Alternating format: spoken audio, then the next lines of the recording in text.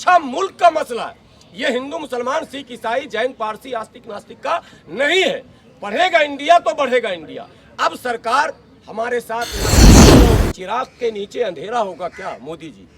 पूरी दुनिया जिसके हुनर का लोहा मानती है, अब वो दिल्ली के बिल्कुल करीब, उसको एनसीआर में होना चाहिए था, उसके तरक्की के रास्ते खुलने चाहिए थे, और आपने मेवात आपके काम पर दिया जाना है, ना कि आपकी जात बिरादरी और पार्टी पर। ये ट्रेंड अब खत्म हो रहा है कि हम किसी को पार्टी किसी को आम इमली को टिकट दे दे और वो चुनाव जीत जाए।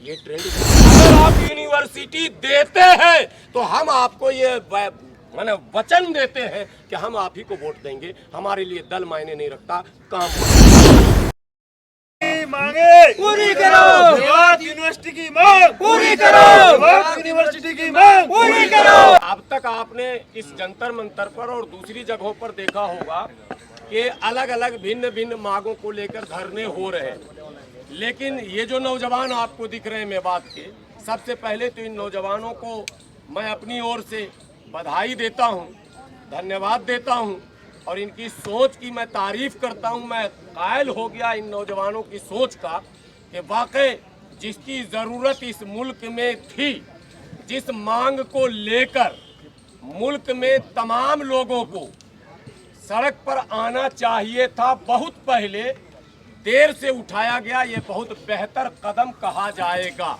बहरहाल सुबह का भूला अगर शाम को भी घर आ जाए तो उसे भूला नहीं कहते। ये हमारी बदनसीबी रही इस मुल्क में कि हमने इस मुल्क के लिए, इस मुल्क के तामीर व तरक्की के लिए, इस मुल्क के निर्माण के लिए, इस मुल्क के विकास के लिए मेवात समेत मुल्क के तमाम लोगों ने बढ़ चढ़ कर हमेशा हिस्सा लिया।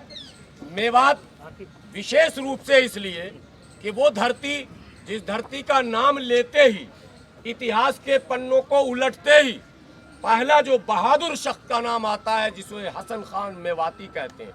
आज हम इस मौके से उनको भी खराज तहसीन पेश करते हैं, और वो नौजवान जो उनको आइडियल मानते हैं, मैं उन नौजवानों से कहता हूं कि पढ़ोगे तभी लड़ोगे। सरकार का एक नारा था पढ़ेगा इंडिया तभी तो बढ़ेगा इंडिया। एक नारा था सब पढ़ें सब बढ़ें, जिसे सर्व शिक्षा अभियान कहते हैं। सर्व शिक्षा अभियान के नाम पर अरबों रुपए सरकार ने खर्च किए। केंद्र सरकार ने एक बड़ी योजना थी, व्यापक स्तर पर काम हुआ, लेकिन इस योजना का उद्देश्य था केवल मात्र साक्षर करना। मात्र यानी आप केवल इतना पढ़ लें कि केवल बोर्ड पढ़ सके, साइन कर सके, लेटर पढ़ सके, आपको जाहिल ना कहा जाए।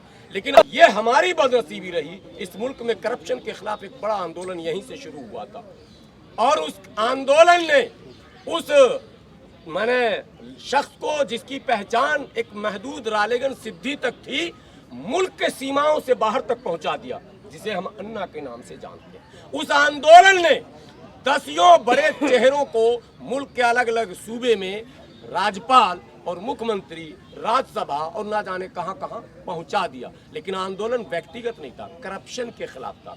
करप्शन मुल्क का मसला, हिंदू मुसलमान सिख ईसाई जैन पारसी आस्तिक नास्तिक अगड़ा पिछड़ा का मसला नहीं है। इसी तरह से शिक्षा मुल्क का मसला है। ये हिंदू मुसलमान सिख ईसाई जैन पारसी आस्तिक नास्तिक का नहीं है। बढ़ेगा इंडिया तो बढ़ेगा इंडिया। अब सरकार हमारे साथ नाइंसाफी अगर करती है तो सरकार मुल्क की मालिक होती है। कहावत है, बच्चा रोता नहीं है तो माँ दूध नहीं पिलाती। तो हम यहाँ लड़ने नहीं आए, हम रोने आए हैं। हम केंद्र की सरकार से गुहार करने आए, हम आदरणीय प्रधानमंत्री जी से विनती करने आए हैं। आपने कहा था सबका साथ, सबका विकास, सबका विश्वास। बगल में है मेवात, ये चमकती दमकती दिल्ली, और दिल्ली से सटे जिसको एनसीआर कहते हैं गुड़गांव, जिसको एशिया के लोग देखते हैं लालच भरी नजरों से। वो क्या शहर है साहब, क्या नहीं है वहां। लेकिन 10-20 किलोमीटर आगे जाने के बाद ऐसा लगता है कि किसी रेगिस्तान में हम आ गए। जबकि ये दिल्ली और गुड़गांव की चमक दमक में उसी मेवात का खून और पसीना शामिल है। ये सबसे बड़ी तल्ख हकीकत है। उसी मेवात के लोगों ने इस चमक को बढ़ाया।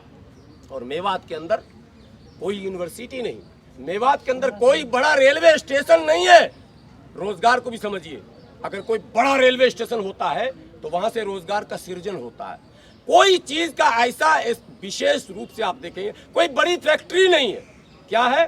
पत्थर तोड़ने का काम, खदान का काम। और खदान का काम भारत के जिन जिन शहरों में है वहाँ 2 नंबरी काम होता है, पता है ना आपको। तो आपने 2 नंबरी काम छोड़ दिया तो हमारे बच्चे 1 नंबर कहाँ ढूंढेंगे? 1 नंबर के लिए आपने कुछ छोड़ा ही नहीं। कहा जाता वहाँ के लोग इतने मेहनतकश हैं जो पत्थर को तोड़कर मकान बनाने योग्य बनाते हैं, वो क्या नहीं कर सकते। तो चिराग के नीचे अंधेरा होगा क्या मोदी जी?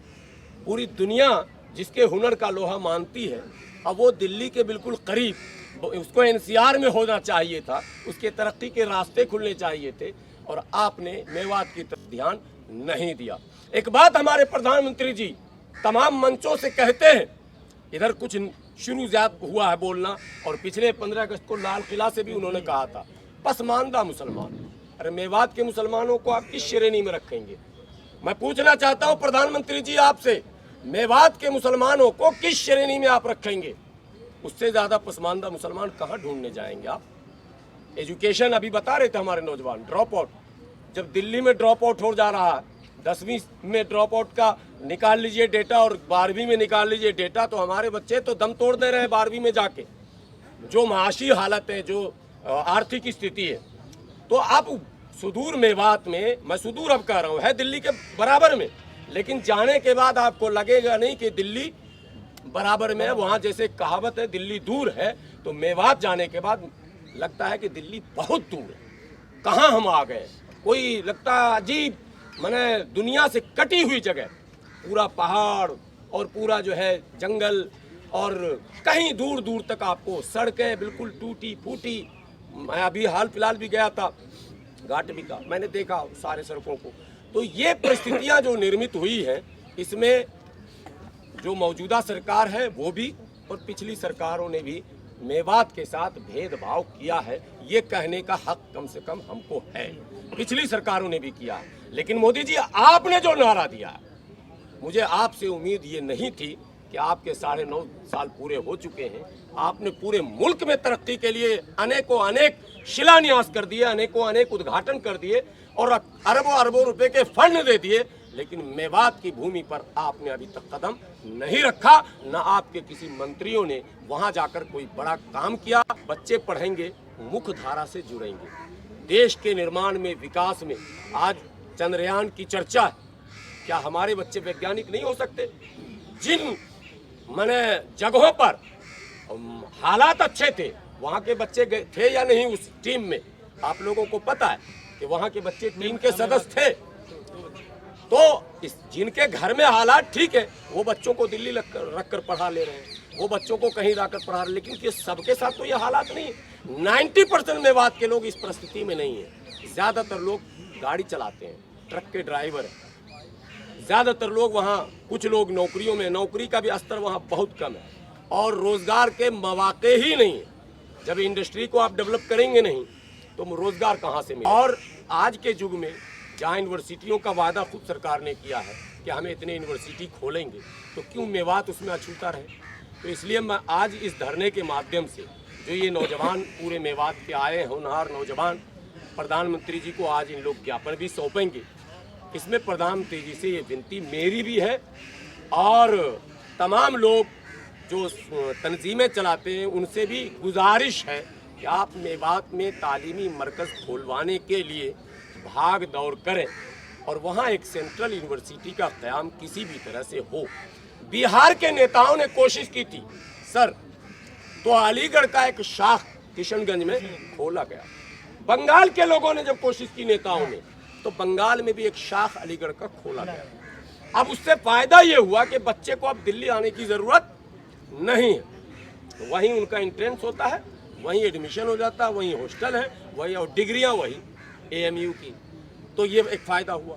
तो मेवात के जो लीडरान हैं, मैं उनसे भी विनती करता हूँ, जो विधायक जी हैं, जो सांसद महोदय हैं, दल की बात नहीं है ये दिल की बात मैं कर रहा हूँ। वो भाजपा से हैं या कांग्रेस से हैं, ये कोई मायने नहीं रखता है। वो जनप्रतिनिधि, उनका नैतिक कर्तव्य है कि वो आम जनों के हित में कोई अच्छे फैसले लें, क्योंकि वोट आपके काम पर दिया जाना है, ना कि आपकी जात बिरादरी और पार्टी पर। ये ट्रेंड अब खत्म हो रहा है कि हम किसी को पार्टी किसी को आम इमली को टिकट दे दे और वो चुनाव जीत जाए। ये ट्रेंड खत्म हो रहा और होना भी चाहिए। इसीलिए मैं भी मांग करता हूं बार बार, अच्छे लोगों को टिकट भी दिया जाए, और अगर टिकट गलती से खराब लोगों को मिल भी जाए तो हम मतदाता अच्छे लोगों को वोट दें, दलगत भावनाओं से ऊपर उठकर। और हम जब दलगत भावनाओं से ऊपर उठकर वोट की बात करते हैं तो हम उन तमाम पार्टियों से यह अपील भी करते हैं कि आप धार्मिक भावनाओं को त्याग कर, जातीय भावनाओं को त्याग कर, क्षेत्रीय भावनाओं को त्याग कर देश के लिए और देश के निर्माण के लिए, देश के विकास और तरक्की के लिए, देश के युवाओं को उज्जवल भविष्य देने के लिए मेवात जैसी जगहों पर विशेष ध्यान दें और खट्टर साहब से मिलकर उनसे अपील की जाए कि आप चुनाव से पहले हमको एक यूनिवर्सिटी दीजिए। अगर आप यूनिवर्सिटी देते हैं तो हम आपको ये माने वचन देते हैं कि हम आप ही को वोट देंगे। हमारे लिए दल मायने नहीं रखता, काम मायने रखता। ये हमें अपील करनी है। इसी तरह से केंद्र सरकार में जो एजुकेशन मिनिस्टर हैं, प्रधानमंत्री से मिलने का वक्त इतनी आसानी से तो नहीं मिलेगा, लेकिन जो एजुकेशन मिनिस्टर है उनसे मिलने का वक्त भी लिया जाए और उनसे भी अपीलें की जाए कि भाई आप मेवात पर ध्यान दीजिए और उसमें एक सेंट्रल यूनिवर्सिटी का क़याम कीजिए।